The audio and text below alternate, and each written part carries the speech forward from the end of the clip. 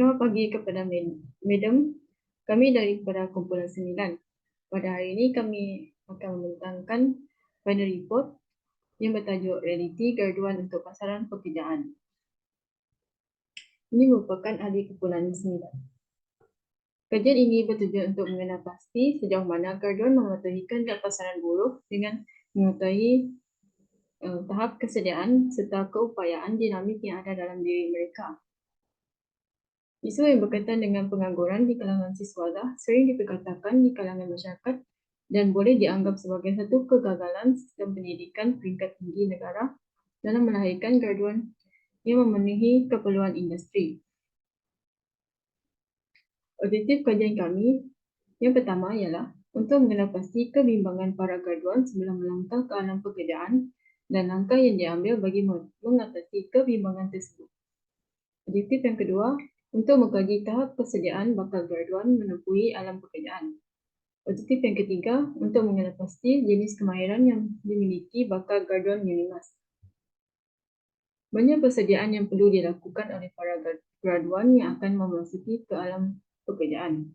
Antaranya ialah memantapkan segala kekurangan kemahiran dan pengalaman kerja, meningkatkan keupayaan untuk berkomunikasi dengan baik, memperbaiki sikap negatif graduan terhadap pekerjaan, dan meningkatkan kesedaran tentang kewujudan pelbagai peluang pekerjaan. Ini merupakan kajian literatur kumpulan kami.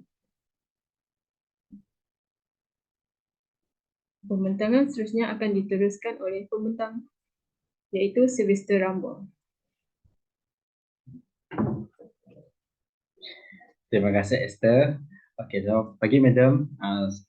Saya Sylvester Rambo akan meneruskan pembentangan ini dalam bahagian metodologi kajian.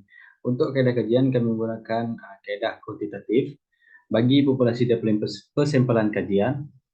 Populasi kajian ini melibatkan seluruh pelajar penguti sains sosial dan kemanusiaan di dalam UNIMAS. Kemudian sampel responden kami adalah seramai 100 orang sahaja. Persampalan kajian bagi pemilihan responden adalah secara rawak bagi mewakili populasi tersebut. Untuk analisis data, kami menggunakan Excel dan SPSS bagi menganalisis data untuk mengira kuantiti data berdasarkan data persampalan. Untuk kaedah pengumpulan data, kami menggunakan data Premier untuk mengumpul data yang sahih. Dalam analisis dapatan kajian, kami lengkapkan dalam bulan soal selidik, iaitu 4 bahagian. Yang pertama, bahagian A, demografi responden. Bahagian B, kebimbangan bakal graduan. Bahagian C, tahap kesediaan bakal graduan. Dan terakhir, bahagian D, jenis kemahiran graduan. Untuk analisis dapatan kerja ini, kami menggunakan statistik deskriptif untuk menganalisis data yang berkaitan dengan dapatan kajian dalam bentuk kekerapan, peratusan, skor min dan sesihan PAY. Seramai 51 orang lelaki dan 49 orang perempuan yang mengikuti kajian ini. Okey. Responden yang paling ramai adalah berumur 23 tahun, iaitu seramai 71 orang.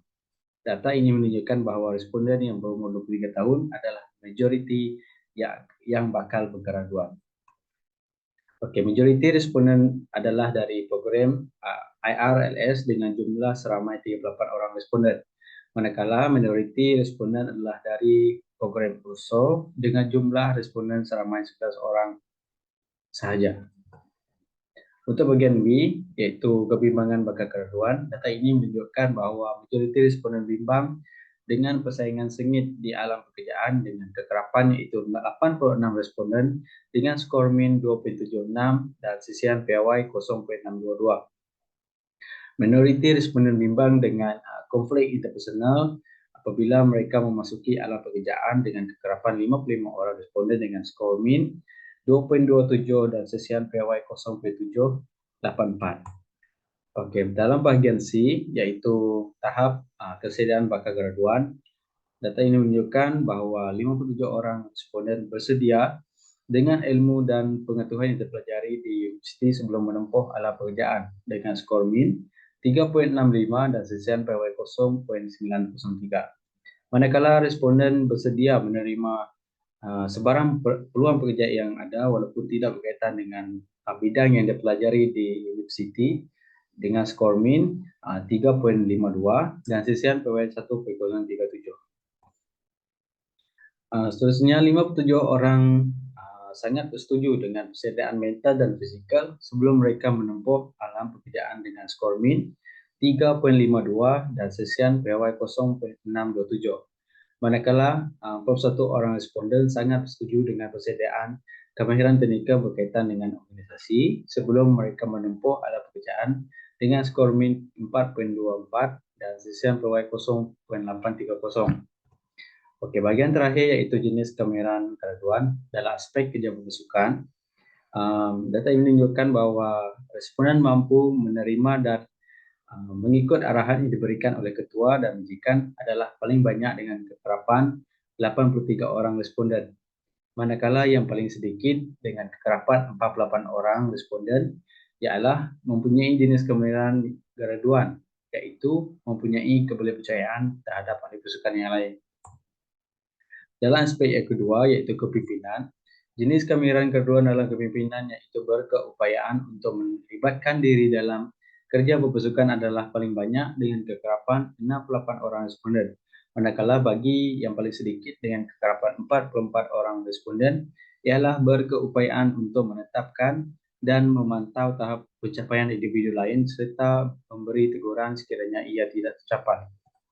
Oke, yang ketiga yaitu aspek kemahiran berkomunikasi. Berkeupayaan untuk bertukar maklumat dan pendapat secara lisan dan bertulis serta dapat menyampaikan maklumat dengan jelas adalah paling banyak dengan kekerapan 85 orang responden. Manakala yang paling sedikit dengan kekerapan 45 orang responden ialah berkemampuan dalam mempengaruhi orang lain untuk menjalankan tugas dengan menggunakan pelbagai kaedah. Aspek yang keempat iaitu kemahiran penjabatan teknologi maklumat, mengetahui dan mahir dalam menggunakan Microsoft PowerPoint, Word dan sebagainya adalah paling banyak dengan kekerapan 88 orang responden. Manakala yang paling sedikit dengan kekerapan 70 orang responden iaitu dua kemahiran, iaitu yang pertama menganalisis data dan mengurus dengan baik secara susun dengan mahir dan mahir menggunakan rangkaian internet. Okay. Yang terakhir yaitu kemahiran interpersonal. Jenis kemahiran graduan dalam kemahiran interpersonal yaitu mampu menguruskan masa dan dengan baik adalah paling banyak dengan kekerapan 69 orang responden. Manakala yang paling sedikit dengan kekerapan 37 orang responden yaitu mempunyai banyak kenalan daripada pelbagai bidang. Oke, kesimpulannya, kajian ini banyak memberi manfaat kepada graduan dengan mengenal pasti tahap kebimbangan, tahap persediaan serta langkah yang boleh diambil oleh graduan sebelum melangkah ke alam pekerjaan. Selain daripada itu, banyak lagi kemahiran yang perlu dimantapkan lagi untuk memudahkan para graduan berhadapan dengan masa depan mereka, terutamanya di alam pekerjaan. Akhir sekali, kajian ini juga memberi fokus kepada graduan yang bakal bergraduat di Fakulti Sains Sosial dan Kemanusiaan UNIMAS. Itu saja daripada kumpulan 9. Sekian, terima kasih.